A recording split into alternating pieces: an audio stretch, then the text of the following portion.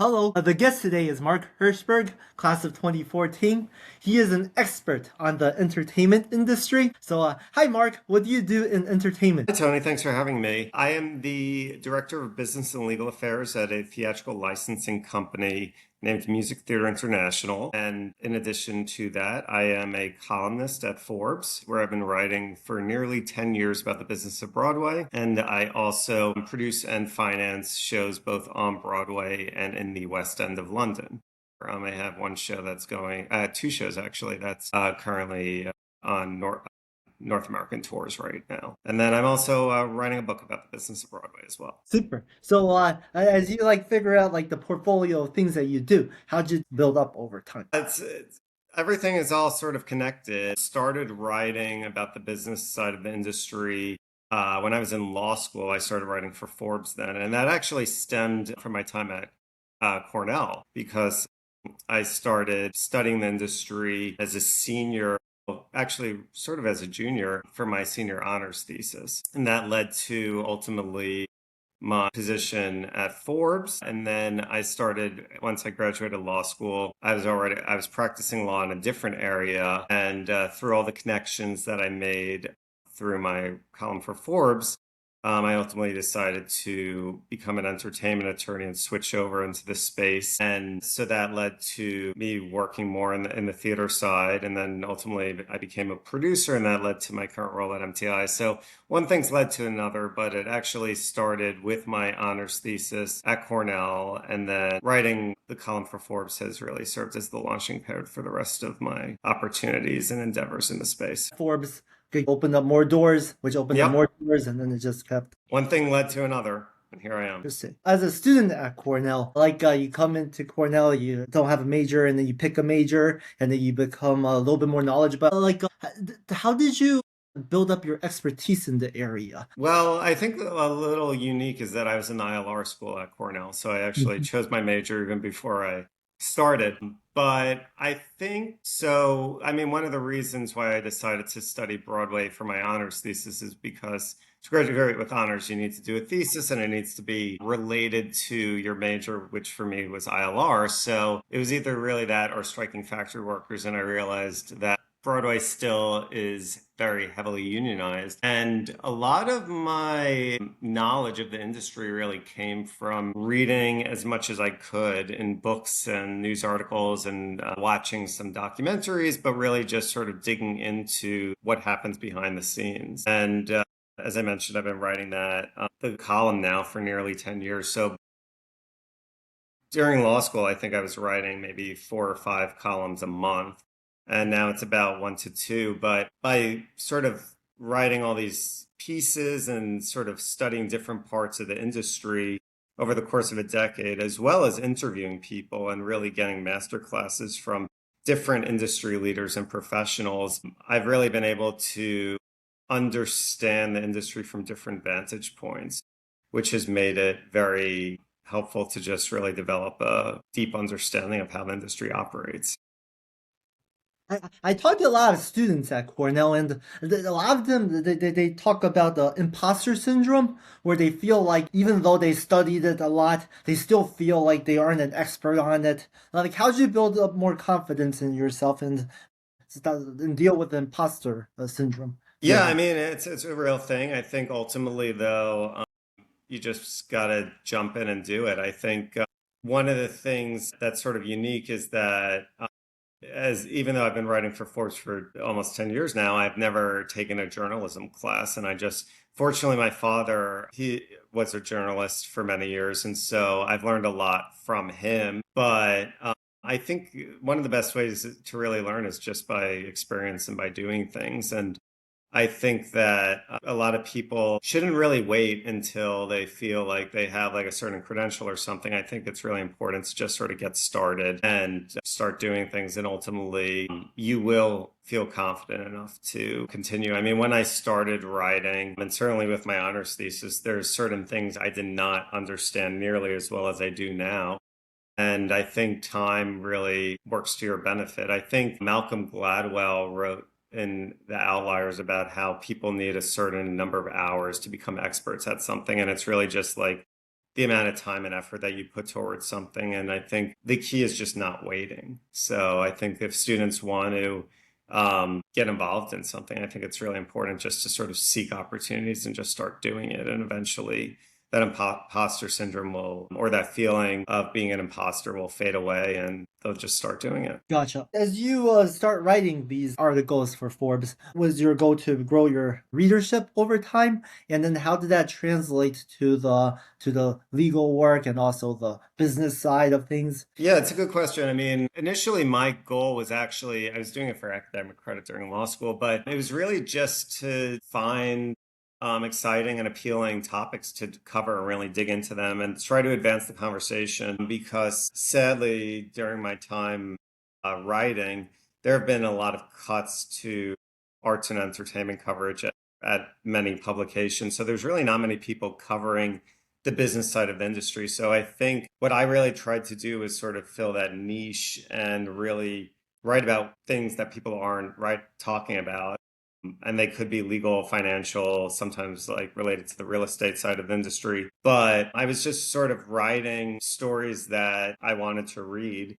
And I think, fortunately for me, I think one of my second or third stories was about a big scandalous lawsuit that happened, and that sort of put me on the map. I was cited in the New York Times, and that was Wow. very early when I had started writing. And I think, fortunately, I just developed a large readership over that period. And that in turn just sort of like increased and I guess burnished my reputation and increased my profile in the industry. And I think nowadays, as a result of my column, people like recognize my name and they like if I'm at an event and I'm introduced to someone, they'll be like, "Oh yeah, I know of you." So I think it's really just increased my recognition and helped me network within the industry. So you were at law school at the time, so that's why you understood the law side of the scandalous lawsuit?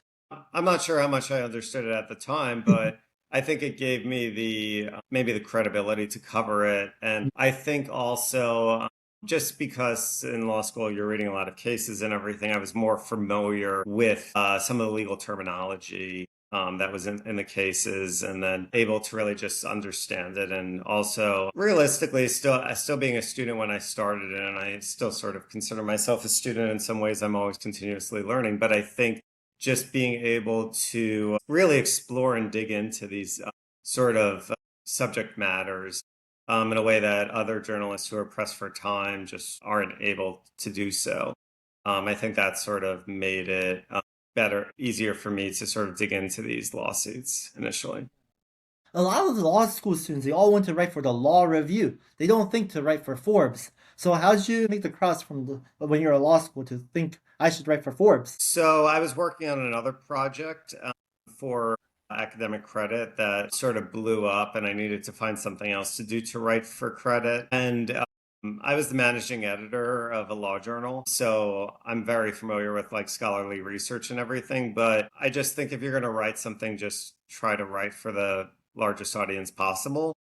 And for me, I mean, a lot of those law review articles, like you could write about some very like arcane area of the law, but who's going to read it? So I think with Forbes, I mean, I was trying to take somewhat complicated topics and write them in a way that someone who actually isn't even working in the industry, but interested in it as a fan can really understand it. And really shining a spotlight on what happens behind the scenes. And I think, yeah, just making things as simple as possible and hopefully drawing more interest to the theater industry. So for me, yeah, just writing for a law journal. And I did write a note that I actually chose not to get published, but I just think that it makes sense to write for the largest audience possible. For me, that was Forbes. Yeah, well, that makes sense. Like when you're doing your writing, do you usually picture like a specific person you're writing for? Do you have like multiple segments and then like this article is good for this, but then next week I gotta write one for this guy now? Like, do you have different like audience portfolios? I mean, I'm always looking for new topic ideas. I have like three things floating around for the next few months. And usually I'll decide on a specific topic and then identify the people who I think are in the best position to comment on it. So, like, think about some recent examples. I've done a lot of features recently, but if I'm writing about like production costs on Broadway, then I'll try to interview producers who have had different shows of different budgets and try to get them to opine on what's happening. But I really just try to find people who are in the best position to comment on different topics. I'm more driven about the topic rather than the people because there's so many people in the industry. So I can usually find someone to comment on it. And it could be actually what I would describe as a practitioner, so a producer or someone else who works in the industry, or sometimes I'll also draw in professors and other sort of people who are looking at it more maybe objectively from an academic perspective. This is really interesting. You're approaching this topic not from the content of the show, but you're approaching it more from the business side. Like, Yeah, I don't really. I'm not a critic. Well, I'm a member of the Outer Critic Circle, but I don't opine on the merits of like the artistic elements of the show. I strictly am looking at the business side, and it's particularly like how's it performing at the box office, and what I sort of think about when I'm working my column is what would be of interest to Broadway producers and other industry professionals. What should they be thinking about? What should they know? And I mean, they are what I would imagine to be my core audience. So gotcha. That makes sense. So the Broadway gets very interesting to watch the shows. Like, what about the business side makes it interesting? Are the financial statements different compared to other firms? I mean, what's really interesting are the players involved. I think you have a lot of really interesting people working in the space, a Hmm, lot of interesting personalities. And I also think relative to other industries, it is still the wild, wild west. It's sort of wild what happens sometimes in the industry that even within other areas of entertainment, and I used to do a bunch of TV and film work as an attorney. I feel like Hollywood has become very corporate, especially now with more of like the technology companies like Apple and Amazon, even Netflix to an extent, getting involved in the industry. It's become very corporate. And I feel like Broadway sort of evolved from the old like vaudeville industry. It's still a bunch of like independent, like small producers and companies. And I think it's sort of crazy what happens. And there's really not a lot of attention to it, but given to it. But I think that it's a really fascinating area of the broader business, private sector. And then also, I think there's a lot of money at stake. I mean, it makes about 35, $40 million every week. And I think the power dynamics are really interesting. I've always been interested in stories about power and how it's wielded. And I think that there are some power players on Broadway in different positions. And I think it's just really interesting to see how the industry operates. And you can also go to a show and not really appreciate everything that happens behind the scenes. And I think it's really interesting to see sometimes how the commercial structure, and what I'm talking about is the configuration of the industry behind the scenes, how that dictates the art that is created and produced. Yeah, and so I think ultimately the players are interesting. I think the power dynamics are really interesting. I think also just the actions are interesting. Everything that happens behind the scenes that is not really covered anywhere. That's so interesting because theater is like so old compared to like TV and movies. But Hmm. even then, it's like, yeah, the Shakespeare theater back in the day, but it's still not that developed of a industry. It's developed, but I think Uh-huh. it's just different because you have like I mean Variety used to cut I mean they started I think covering like vaudeville and theater, but now it's primarily like Hollywood and TV and the same thing obviously Hollywood Reporter, Deadline is very film and TV oriented. Those have more global audiences. Broadway is a flagship for eventually having global productions, but it is still very New York centric. And yeah, Broadway just doesn't get as much attention internationally as the other sectors of the entertainment industry do. So yeah, it's just interesting. And also the business practices are different. I feel like there's a lot more innovation in Hollywood and TV than you see on Broadway. I mean, there's a book from the 1960s that William Goldman wrote named The Season. And the way that the business is described in the book is really not too different than the way that the business works now, 60 years later. I Oh, think that the numbers have changed, but the way that that business is conducted is largely the same. well, like the if you like draw like the like Broadway, like is it just like there's a theater and there's like the actors? Like what are the different segments of the map? So I think that the main players are the theater owners who are arguably the most powerful and probably benefit the most from the industry. And then there's the producers who are also powerful and benefit financially. And then there's all the cast and crew. You have about 14 different labor unions that operate on Broadway. The actors, particularly stars, are important. And then musicians, stagehands, dressers. There's a ton of different people, front of house workers, box office people, ushers. There's so many people who are employed by each individual production. And then you also, in addition to that, you have the authors of the musicals and the other rights holders. And so there's a lot of different people who are involved in the creation of a musical, and it's sort of miraculous sometimes that they ever get made. Yeah, this is like a huge like so many people all involved for something. Hmm. It just appears and then like a year or two later it just disappears. That's so Yeah. much. I mean, that's one of the things that's somewhat unique about theater relative to film and TV is that it's ephemeral. Once a show shuts on Broadway, there's not really much that, like, I mean, that's it.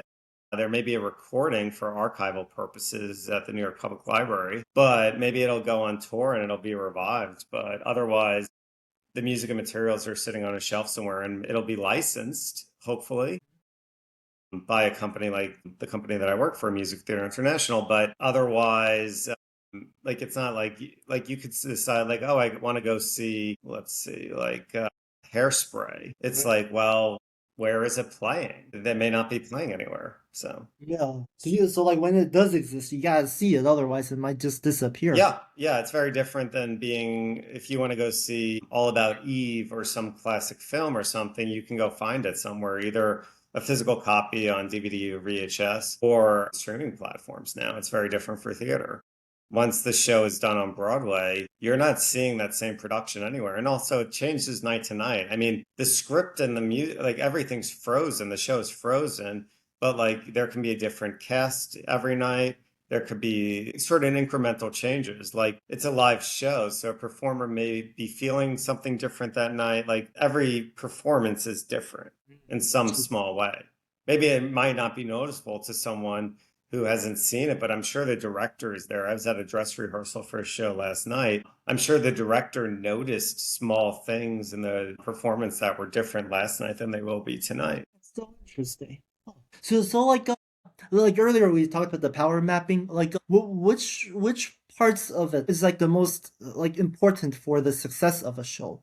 Like how is it like because it's important for the success? I mean, I would say that the producer and the authors are probably the most important for the success. I think the producer will make certain business decisions that will affect how the show is received and how it operates. I think some shows are too expensive to work, and as a result, they don't run long. And then also, I think the authors like making sure like the art is actually good enough to sustain a longer run. And they may need to make certain changes. I mean, timing is also very critical, but I think that ultimately it's the decisions of the producers and from a financial business standpoint, the commercial decisions, and then also the artistic decisions of the authors that will define the success of the show. Because like if the show lasts for like 6 months, that's like the cash flowing for the 6 months. But if your cash flows for 12 months, then you get double the revenue. So the idea is to make it longer to make I the mean, show. yeah, I mean, a longer show is better for a lot of reasons. I mean, it's employing people for a longer time, but also it also can lead to more money in terms of like vesting for the producer and everything. So I think that, yeah, running longer is always better for shows. But I think generally, from the artistic standpoint, I think if a show is not good artistically, eventually the word will catch up to it. And there's certain ways to sort of mask a bad show, but eventually, like, there may be some initial buzz, but eventually the word of mouth will catch up to it and the show won't survive for a long time. Interesting. So if the art is good, then do people like come watch it multiple times and then that's why, or is it because it catches like the out of towners that come to New York City once a year, you're catching a larger number of them? So it's actually interesting. So with my show and Juliet, the audience is actually flipped. Initially, during the first year or so, most of the audience are New Yorkers or the surrounding suburbs and everything, but or states, but it's primarily from like the tri-state, like metropolitan area. And then eventually they see the show and it flips to mostly tourists. So the demographics change, and the marketing strategy should also change as well, because you're targeting a different audience. I do think that for certain shows, there are repeat audience members. I think a lot of that is, it depends on the subject matter in the show, but also the casting. And I think that the key for long running shows is sort of emulating what the Barry and Fran Weisler did with Chicago, which is trying to bring in new cast members to get people to return to the show and build buzz for that show. Chicago has been very successful with it, but Hadestown has also been able to identify performers that appeal to different audiences and bring in new people, and that's something that we've been trying to do with & Juliet as well.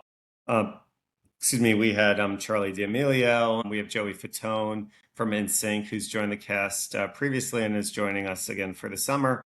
But I think the key is just trying to maintain the relevance of the show and trying to bring in people who have seen the show previously or also tourists, because when you have a longer running show, and this is what's really difficult, you're also competing against the new shows every year. So there's a brand new crop of shows every fall and spring. And I think it's just really difficult to maintain the relevance as the show enters into its second, third, and fortunately for us with Juliet, our fourth year. So Wow. Like each year the Broadway shows change and then do you like update the like how much changes over from year one to year four? Do you add new music or is it just like casting differences and each cast member would have a different take on it? the show does not change at all. The show is the same as it was on in November 2022 when it opened. But I mean, there's some changes here and there. I think some of the costumes have changed a little. We've incorporated some stuff from the tour, but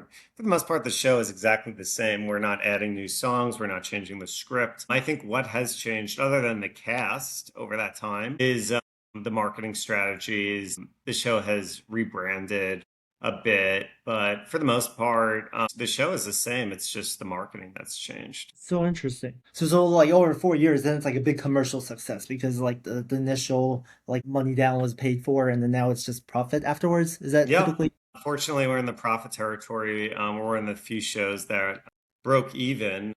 Very few shows are able to do that. But I mean, the duration helps, but you can have shows that run for a long time and do not break even. A lot of that just depends upon how the show is structured economically. I think the key is really trying to keep the costs as low as possible, because you're getting into a territory now. I was just speaking to a producer a few days ago who had a show. I think it ran over a year, but the costs were just way too high that even when it was making money, it just wasn't really paying much and wasn't really contributing much to the recoupment, because it cost that show probably cost like $1.3 million a week to run once everything is said and done. And yeah, the costs are really going up. So a show could be making like $1 million a week at the box office, but not actually making any money in terms of profit. So, You said earlier the producer can make business decisions that can make a show profitable. Like what yep. example, like is it just like having a smaller cast so you have fewer people to pay, or is it like how many decisions and levers are there to make a show more affordable or Well, I better? think one of the difficulties with Broadway in general, and this is a key part of my book that I'm working on, but we have what's known as Baumol's cost disease problem, which is basically that we don't see the same efficiencies that you see in other areas of business. Let's say you had a clothing manufacturer, like there are advancements in technology and stuff that increases efficiency and ultimately profits and productivity. Broadway is still handmade. Costumes are, I mean, yes, they may use machines and stuff, but I mean, there are live performers on stage. There's not really many benefits of AI that can be accrued by the industry. So the only lever that Broadway producers really have to play with are ticket prices because the only revenue stream is ticket sales. It's not, there's really not, I mean, there's merchandise and stuff, but that's just like a drop in the bucket. It's really ticket sales. So a lot of the decisions that the producers make, I mean, they can do some things to like hopefully amplify ticket sales through like marketing and advertising and stuff. But I think the key is really just trying to constrain costs and make sure that the show is right size. And some of that is like choosing your theater and making sure that the like there's a significant growth potential. Like you can sell enough tickets each week that it can give you that you can recoup in a timely manner. And then also just making sure that you have sufficient runway, that you have a large enough reserve fund to dip into initially as you're building your brand and the word of mouth for the show. I think it's in some ways, I mean, it's sort of like being a pilot and like setting on like going on a flight and making sure that like your aircraft is good to go before you go, and then making sure that like when you land, you have a long enough runway. So, Gotcha. So like most of the work happens before the show even begins, oh but yeah, when the show goes, then yeah. I mean, I mean, hopefully once a show opens and it sort of establishes itself, it sort of runs itself. I mean, we have a general manager and executive producer, but I mean, mostly that's marketing. And occasionally, like when you're casting the shows and stuff, like there's decisions that need to be made. But for the most part, a lot of the work and really what the producer does initially is before the show even opens and making sure that the show is built in a sustainable manner to run, because there's a lot of shows that come to Broadway and they were like never gonna work. Like the costs were too high and they totally misjudged the demand. And that's actually one of the difficult things about theater, because if you're doing a film, like they do a lot more research beforehand using focus groups and everything. But for the most part, a lot of Broadway shows do not know until they open what the demand is, which is really scary. And I've spoken with a lot of producers about this for my book. They just don't, they haven't tested the product beforehand. I mean, some shows have out of town tryouts and they have good sense, but there have been shows that have had very successful runs out of town. I'm thinking about Swept Away, which was in DC. That's a jukebox musical. And then also there was also technically another jukebox musical, The Who's Tommy, which had a record-breaking run at the Goodman Theater in Chicago, and it was not successful on Broadway. So there's always shows that don't work, but I'd say there's probably less information known about how shows will actually do on Broadway than probably the film studios do. I mean, they're projecting and tracking box office results well before they happen. And they use algorithms and stuff to sort of predict it. And Broadway largely does not. Broadway tends to be relatively adverse to data. And a lot of producers just believe in their taste and trust their instinct. And I think that probably is partially responsible for the lack of success in the industry that we see now. but like once you've done like a couple of these shows, don't you have like the top of funnel is this number multiplied by this percentage to drop down to like people who actually view it? Is like the uncertainty that comes in through the art side because the art side is very hard to judge, like put a number to. I mean, obviously, the more experience you have, the more informed your decision making will be. But the thing is, our society is constantly changing. And I think it's just producing a show right now for many reasons, mostly cost related, is very different than producing 10 years ago, 20 years ago. But I think it's just the baseline audience is different. I think audience tastes change. One of the things that I'm looking at right now in my book is mood management. And like, for example, after 9/11, Broadway reopened very quickly, but I think there was a shift in the types of shows that succeeded initially after that period. Wow. And more specifically, you had shows like Mamma Mia, which opened right after 9/11. And I think the New York Times referred to it as a cotton candy type of musical, but it was just what audiences really needed at that time in New York. because after 9/11, it's a very dark time, and that's was just a very bright musical. And I think actually that was sort of my thinking with and Juliet right after the pandemic. I think people needed something that was fun and joyous. And I mean, also after 9/11, you had the producers, and you had these sort of big, funny, lighthearted comedies. And I think actually after the pandemic, people sort of wanted that same thing. There's a line that I have about someone saying, like, you don't want to leave a theater worse than you felt going in.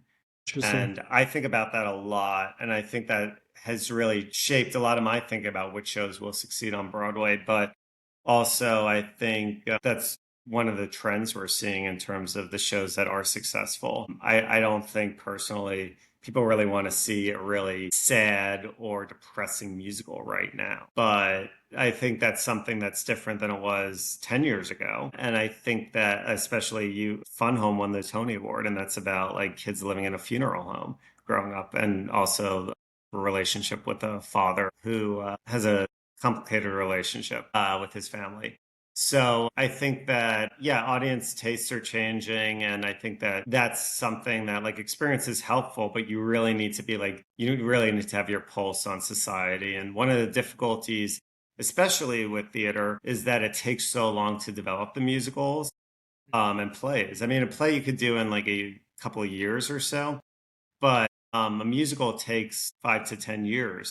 And people's change in that time. Yeah, but also the difficulty is that I mean, what you're seeing on Broadway now, these shows were made 5, 10 years ago. So the key is really is trying to sort of be like Wayne Gretzky and go to where you think the puck will be, because you're planning for, like, if you want to do something that's timely now, it's not going to be timely 5 years from now.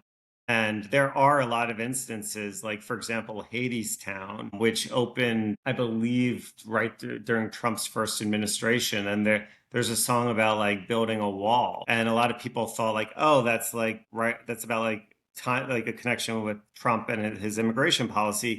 But Anais Mitchell wrote this musical so many years before that. And it was just a coincidence. And I think a lot of the timeliness that you see and being able to sort of tap into that like cultural zeitgeist, I think they're mostly coincidences because you have that timing issue on Broadway. Yeah, that makes sense. It takes so long to make one. It's so like the capitalism structure, like successful, if you're successful in business, you get more capital, so you can invest in even more businesses. Like does Hmm. that wheel work in the theater world? Like the producers who are able to have successes, do they get even more money to reinvest in future musicals so Oh, that yeah, other absolutely. I mean, there's definitely certain producers that I can think of, like David Stone of Wicked, for example, who's made a ton of money from that show and is now able to use that money to support other endeavors. And there's plenty of producers who have had very commercial shows, and that allows them and gives them the money to support riskier, more artistic shows.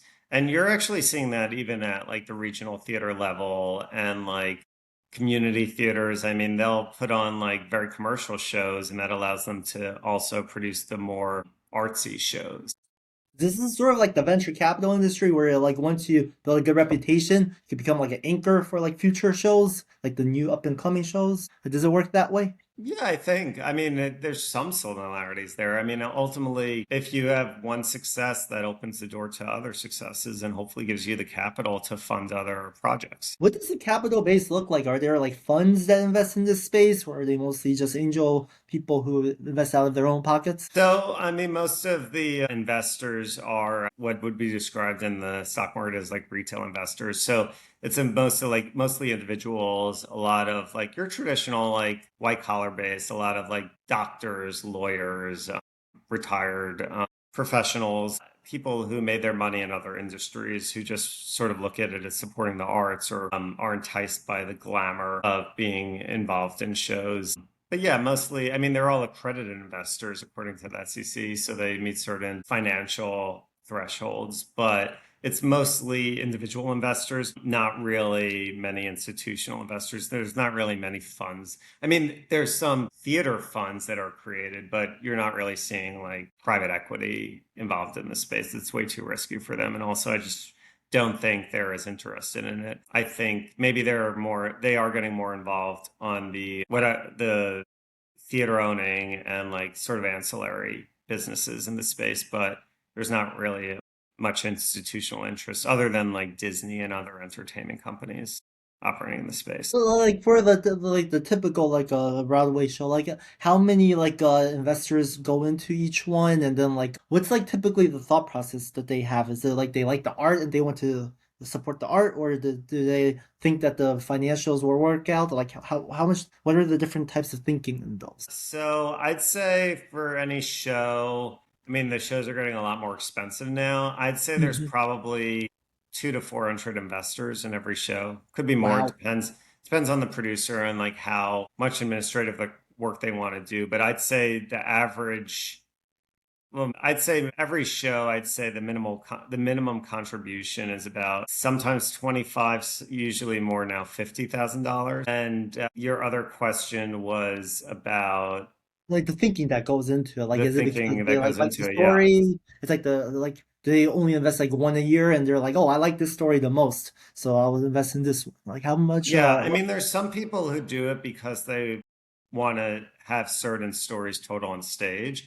I think Broadway is a good reflection of society in terms of like what stories matter to the people who are supporting it financially.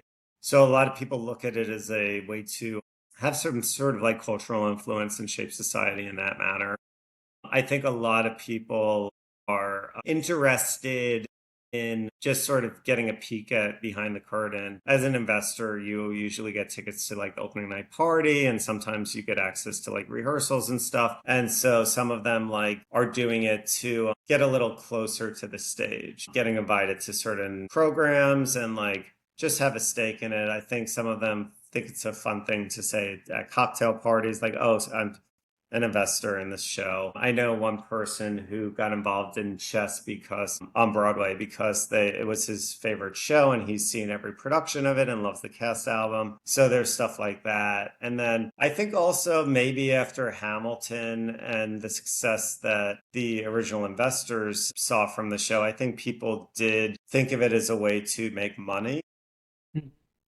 I think a lot of people do not make any money in the industry. I think you really need to know what you're doing. I think that there are ways to make money, but it's just very difficult to do, and you really need to be sophisticated in the space.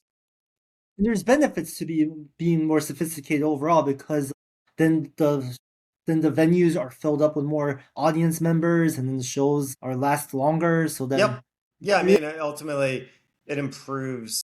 The more sophisticated people are, improves the industry as a whole. I think I think shows will be more successful because people will know what they're doing. makes sense. So like when somebody like what comes first usually? Like the art comes first, and then they would pitch the producers. Like what's the usual It trajectory? depends. I mean, nowadays, it's a mix. I mean, you still have some producers who like acquire the rights to different properties, and it's more producer driven, Okay. originating projects being like, oh, I want to make a musical adaptation of The Notebook. So they'll go acquire the rights and then they'll assemble the creative team. Other times it's the artists themselves coming up with the initial projects and then finding producers for them. It's a bit of a mix. Some of them are better than others artistically. But I think that, yeah, I think because you're seeing so many more adaptations of pre-existing works, it's probably more producer driven now in terms of them wanting to adapt The Outsiders into a musical. So, Yeah, the good thing about that is that it comes with like a story already made and like a lot of all people already knowing yeah, it. there's So, certain advantages. You know, the story works.